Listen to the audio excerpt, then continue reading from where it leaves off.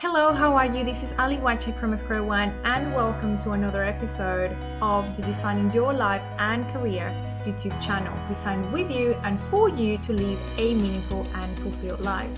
Today's episode is our very first interview, and I'm so excited. I'm so excited that I have recorded this probably about 20 times. I just really wanted to bring to you guys someone who is the very example of resilience, compassion, greed, and one of the most positive mindsets that I've ever come across in a human being in the last 40 years of my life. And Steve is going to be sharing his story with us today. At the end of 2017, at the age of 27, Steve was on holidays with his friends in Port Macquarie on the New South Wales North Coast border in Australia when he went for an afternoon swim. The unthinkable happened when he was left quadriplegic after diving into a pool. Steve holds hope for new research, is currently training to complete a half marathon on a ski erg to raise funds for Perry Cross's Spinal Research Foundation, an organization whose mission is to help cure paralysis. Hello, this is Ali, and thank you so much to our very first interview episode on our YouTube channel, designed with you and for you to live a meaningful and fulfilled life. I'm very grateful to have an amazing human to join us for our very first episode today. I'll give you a bit of a background story. Steve and I met a few years back, probably about 5-6 years ago, back when I was living in Sydney and working for Bayer Animal Health. And Steve has an incredible and remarkable story, and this is why Steve is with us today. So hello, Steve. Hey Ali, how are you? Good, how are you? Yeah, good, thanks. Good to see you. Thank you so much for joining me today. And we were just chatting before, just kind of catching up with life and talking all things, talking all things mindset and just happiness. And this is exactly why I wanted you to be our very first person joining us on this episode. So thank you so much. No worries, good to be here. Thanks for having me. So Steve, I know a little bit about you and your story, and I just love you to maybe tell us a little bit more about you, and if you could bring us on your journey, tell us more about you. Yeah, of course, no worries. Thanks again, Ali. And so basically my story is, 27 years old, and I'm working for Bayer Animal Health as well, which is where Ali and I met, as she said, about 5-6 years ago. Absolutely love working for Bayer. They've been a great company to work for, and I've enjoyed all my years there. A couple of years ago, I moved into a role in Western Australia as a farm animal product sales manager. So that was a really exciting, fun role. And during my time with Bayer over in Western Australia, where I was doing this role, I'd flown back for Christmas holidays and sort of end of year, sort of catch up with my family, friends, and for our conference. So about 2 years ago, I took a trip back home from this new position that I'd started over in Western Australia, and came back, and I went away for a weekend with some friends and just for a week up the coast at Port Macquarie. And through an injury that I sustained there, just jumping into a swimming pool really quickly, just innocuous, random little incident, jumped from the edge of the pool into the water, and unfortunately I smacked my head on a step that I didn't see that was sticking out from the side of the pool, and it just bumped my head backwards like that, and it's put enough pressure into my neck that it actually fractured one of the vertebrae in my neck, and that caused some compression to the spinal cord, which damages the nerve cells, and because that pressure is there, it cuts off the supply of oxygen to the nerve tissue there and causes paralysis in the body. So that's what basically happened to me. So I hit the water and immediately knew something was wrong. The funny thing about the whole accident was that I remember the entire thing. Like, I barely even felt the bump. Like, it was just such a small hit to the head. And I remember thinking in the water, like, I'm going to look like such a goose. I'm going to get up and have a big egg on my head and everyone's going to laugh at me and think, But then I went to actually stand up and swim and get out of the water and realized that I couldn't move and I couldn't turn myself over. I couldn't move my arms, couldn't move my legs, couldn't feel anything. And it's just like someone turned the lights off in the room. That's what it felt like. Just everything went dark in my body. And that's just instantaneously from that moment. And yeah, really hard to summarize that story in a short way in terms of like the last 2 years from then till now. In terms of like the emotional side of it, the physical side of it, the rehab journey and everything like that. But yeah, it's kind of given me a huge perspective on life and taught me a lot about resilience and a lot about like, I suppose, just stepping up to a challenge when you see, you know, something in front of you that's a real tricky time. Like you've only got one choice really, and that's just to find a way to overcome that and to get on with things and make the best decisions that you can to suit the situation you're in. So that's probably my story. And yeah, where I've sort of been with that, it's been pretty crazy over the last couple of years. But yeah, it's something that never, you know, never in a million years you picture that happening when you're young and like you're growing up and thinking about what your life's going to be like. It's nothing that even enters your mind. Doesn't even cross your mind that it's a possibility that something like this can happen to you. But yeah, that's sort of where it's at. Yeah, man, yeah. And as you said, you know, that in the moment you thought it was a bump and you were going to stand up and things were not quite what you expected in the moment. Tell us, I'm just very curious to hear your perspective, obviously, of your story now versus your story at the time. What were the things that perhaps at the moment when all of this happened, you were telling yourself? Versus maybe the things that you over the last 2 years you've learned to maybe learn and equip yourselves with ways to maybe, you know, manage whatever is your day to day. And we all have different ways to manage your day to day, but what about your ways? Cool. Yeah. Well, at the time, really like initial thoughts were just like complete freak out and denial that like, you know, it'll come good.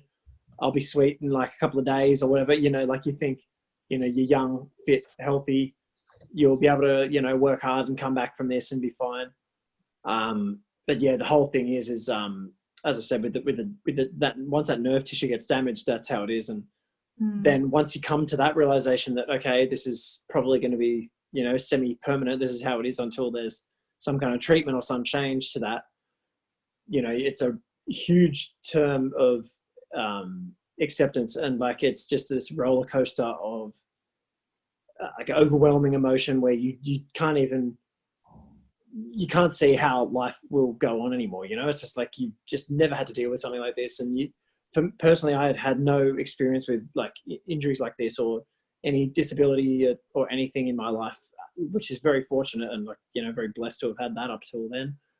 But even in like, you know, my friends and family, like I didn't know anybody really directly that was impacted by something like this. So for me, it was so foreign and like, I just had no experience with like any of that stuff. So I just could not imagine my life going on as it was. And like, the whole thing's just like this like dark sheet of like this dark veneer of like mist and fog in front of you where you can't find your way through it. And there's not even a feeling for that there's no words that I could use to describe how that feels for the first like few months, where you just like everything that like all the clinicians and like the health practitioners and the physios and like doctors and everyone's telling you, it just kind of just falls on deaf ears, because you just like, whatever you're saying, my life's over. Like I can't go on like this. This is just like, you know, there's some dark days there. And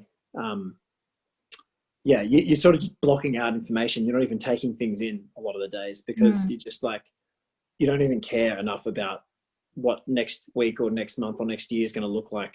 At least in my situation, like I didn't care about the future. I didn't care about how I would get on with things. It just kind of just was like, you know what, this is how it is and it sucks and I can't see it getting better. And I can't see, without me physically getting better, I can't see myself feeling better, is how I was feeling then.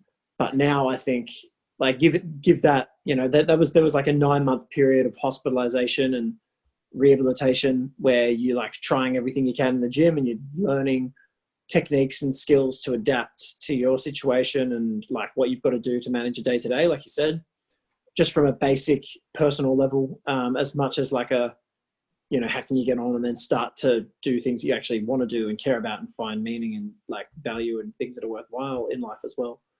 So like, that's it. It's been a really crazy journey over the last 2 years. And I think now that I probably look back on that, I just reflect and think that there's so many things in my life now that am really grateful for and that I like really enjoy. And I'm super lucky to be in the position I am now.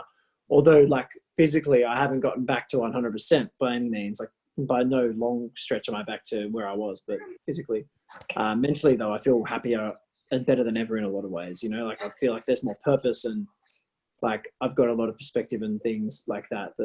I would love to ask you a question, Steve, about obviously you're now, you said, you know, you're kind of looking at a lot of the silver lining in this, but I just want us, I would love you to take us back to maybe when things were, as you mentioned, very, you know, very foggy, and you on this, maybe you couldn't even describe every day in a way that was optimistic or hopeful. What happened? What were the different things that over time maybe made you move forward in a way that you felt you were progressing? Yeah, it's a hard one to sort of think back on, because like I think time in itself is massive for that. Like in terms of having a life altering injury like that, where, you know, you just haven't had any experience living in that situation before. So just having everything change at the click of a finger is like, it's just too overwhelming to even like grasp mentally. And I think like everything seems shit because everything's different, because I think like change is like not always easy to accept and not always easy to like digest mentally, even if it's like changing a job or moving house or something like that. Like they're pretty major changes, and like they're pretty hard to, that changes your whole world in ways. But for this is like everything, the way you engage with like your environment and the world around you, like you feel like you're less of a person because you can't look after yourself physically as much. You can't like, you know, do things that you used to be able to do. You don't find like the same hobbies and interests aren't feasible anymore. Like your work is not feasible anymore. You can't live the same way that you used to. Like literally like almost everything in your world just gets changed in one go. And I think like there's no way to really adjust to that apart from just to give it time and just to like let things settle. And like you just need to kind of learn to adapt to that stuff. But like probably the biggest thing that helped me along that whole journey like is just having like friends, family, and like just support around. Like that if I hadn't have had those like connections and friendships and like the laughs and the jokes and stuff along the way with everybody, and not to take things too seriously, I think that I would never have gotten through it. You know, it's like, yeah, you just can't don't take things too seriously. And like, I think like learn about it together and like bring everyone along the journey with you. And like everyone wanted to help, you know, and be there. And I was so lucky that there were people that wanted to be around it and, you know, experience it with me. And like, it wasn't like you were doing it alone. Like you had your friends and family coming there with you along that path, which was so nuts that you'd never experienced before. And things happening every day to your body and like new stuff, like, you know, that you'd never have to come across. And, you know, the experiences you go through are just horrible. But like having those people around, I think that was probably the biggest thing that saved me and kept me sane, you know, and made me see the positives throughout it at the end. Like there's still good stuff going on. And I would imagine, you know, obviously having that family support and that friends network. I mean, I remember when, you know, at Bea, like you were such a people person and always smiling and happy and friendly. And I think that says a lot about even your personality, but also how you've dealt with, you know, in a way for what other people will see as tragedy, and how you've dealt with it in a way that, you know, you're still very much hopeful for what's happening in your day to day. And I want to tell people that Steve is actually doing, and we're going to be talking about this a little bit later, but tell us a little bit about, which I want you to tell everybody, you're actually at the moment training for a half marathon on a ski erg. Did I say that correctly? That's right. Yeah. Nailed it. So, I mean, I do this, well, before coronavirus, when I was going to the gym, I would get on that ski erg and I would be like, could not breathe within seconds. How are you doing this for a half marathon? What is that? Yeah, they're a pretty good machine, aren't they? They definitely knock the wind out of you. They're pretty powerful thing. But yeah, well, super lucky, man, because I met a dude just as Corona started, and he's a personal trainer, and I've become a pretty good mate of his now, just up the road here. So I met him about 3 months ago, and we've been training 3 or 4 sessions a week for the last few months. And I'm actually like, it's been so good for my physical rehab, because I've actually gotten into the most strength training. Like, he's pushed me harder than I've ever pushed myself since the injury, which It's pretty hard in work. the early days, it's just like really clinical physio stuff that's boring. And like, if you've ever like hurt your ankle, or, you know, done some sprain or something like that where you've needed physio for it, you know how shit the exercises are, and how boring they are. And that's like, you know, there is like, your whole body needs that when you get this spinal injury. So to do that in a way where, like, you know, my mate now, he's pushing me so hard to do this in a really fun, like, but like personal trainer way, not like a physio, like in a hospital clinical way. It's a lot of fun. And we decided to, because we've been getting so much strength gains and mobility gains in my arms, we were like, well, let's try and set a target here. Like, let's try and set a half marathon up, and that'll just push us a little bit further to get, you know, that strength and that endurance and that fitness back to where I wanted it, you know, because I've lost so much, like, even just like cardio fitness and like muscle and stuff on my arms, that I was just like, let's set ourselves a goal and like try and smash that. And it was a good timing, because coronavirus has obviously locked down all the gyms, but we were able to get through all that by doing like one-on-one stuff at his garage.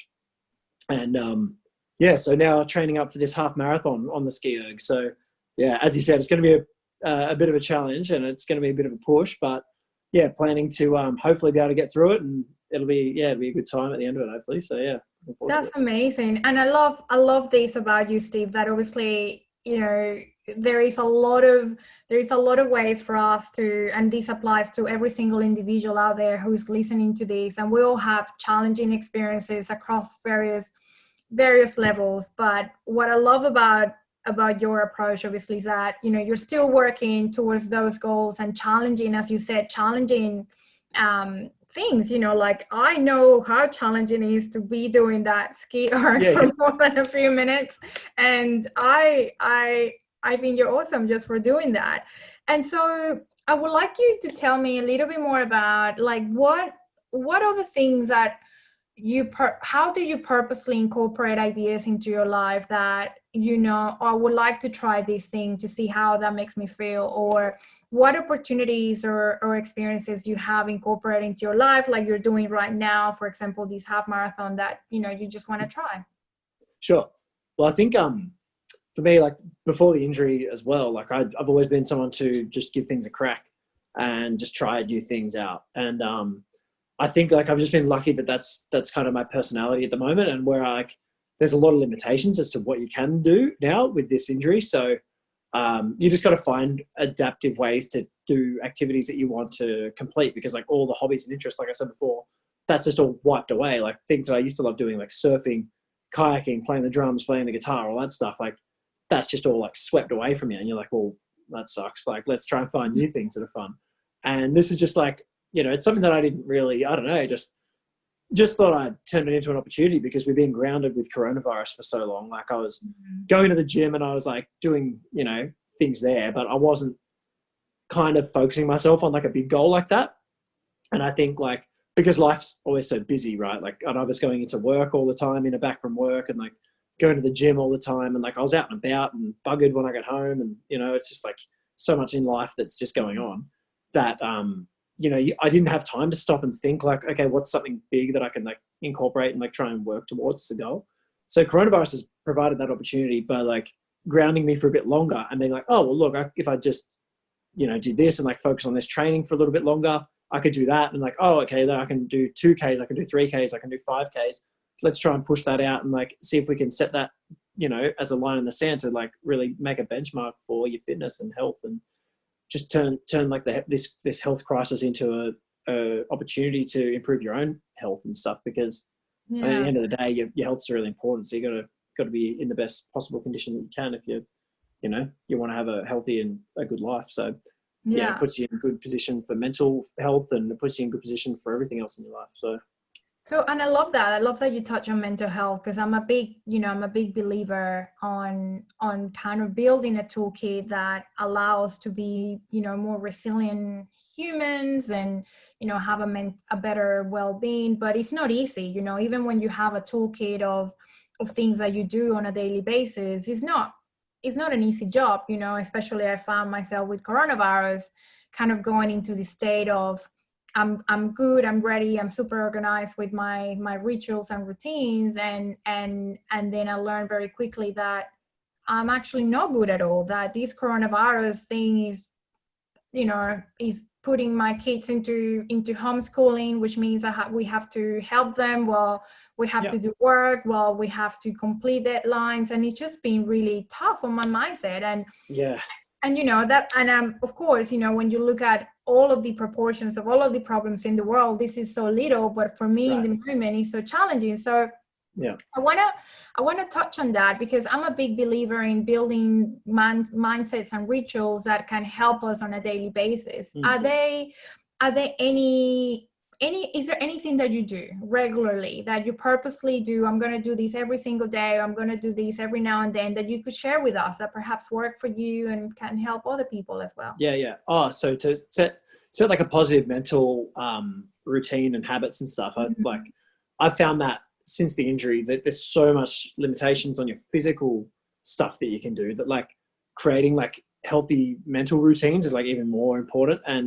But it really does help. Like for me, for example, like I try and like just set, like if I want to start the day at work productively, like I'll do that in like a way that's maybe like I'll sit out the back on this table out the back here and have a coffee and like just settle into the day and just like reflect and like take a few minutes to just like do a bit of a reset, like a mental reset. Like once you've got all your morning routine, everything out of the way, and you're about to log into work, you're like, okay, this is a good way to transition into that. And it sort of like just grounds you, calms you, and then you can move into that with a clear head. And like, I think like finding that, we had like at a Bayer conference last year, a bloke came and talked about finding the third space in your life. So it's like, I use it all the time. Yeah. So that for me, like I use that, and I think that's super handy. I do that all the time. Every day I'm using that sort of technique where you just sort of like separate from like, okay, what sort of tasks are you doing, and like what mentality do you need to bring into that, and how do you stop that stress or anxiety or whatever you're having in those different ones from spilling over into the next thing. And just helps you to like contain the parts of your day, and like you can be the best person that you want to be for the people that you're with at that time and what you're doing. So trying to give yourself powerful, isn't it? Like it's almost transitioning between. So for those people who probably not familiar with the third space, is pretty much the space in between a space that you're living and the space that you're going into. So for example, if you're leaving your home and you're commuting to work, you might be your commuting space, your bus ride, your walk, you're driving the car, that's your third space, so that you kind of use it to decompress or prepare for the day. And equally on your way back home, it's very useful, especially when we don't want to bring home work, the stress or whatever happened on that day. You kind of focus on using that third space to download and decompress, and then get home and be on the duty that you got to be doing at home. So it's super useful. I love it as well. I use it all the time. I love it. And I think you have that subconsciously, I think people do that already. Like it's kind of already happening, on your ride to work or whatever it might be, that you're kind of using that time as downtime. But to make that like a conscious habit is like, it takes it to the next level where you can like really set yourself into that and go like, this is my chance and my opportunity for the day to reset and to do that.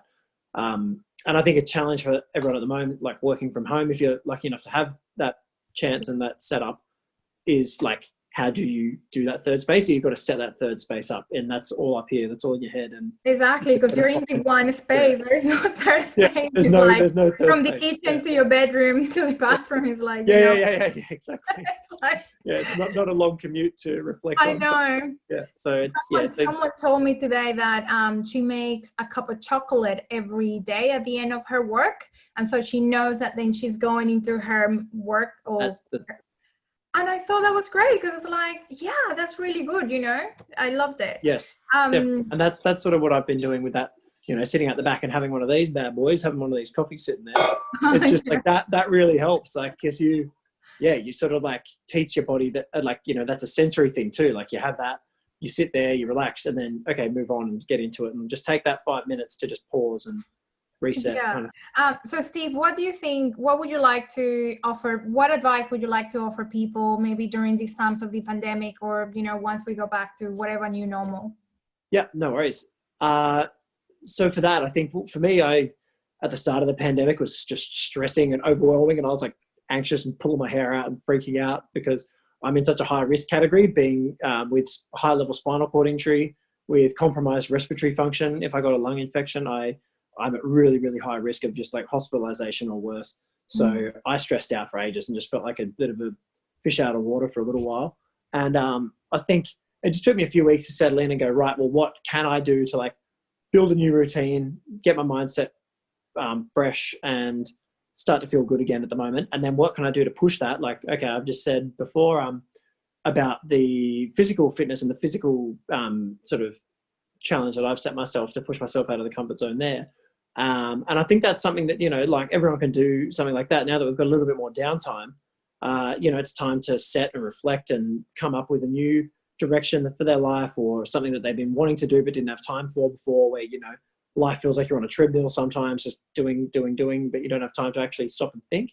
This is that time. So I think it's just like a time to reflect and look at what you want to do, like what things in your life you want to improve on, and you know, find a way to do that. So I think just using it as an opportunity to plan for the future is cool. In one word, if you could redesign anything in your home, what would it be and why? Redesign it? Yeah. Oh my God. Okay. Yeah. All right.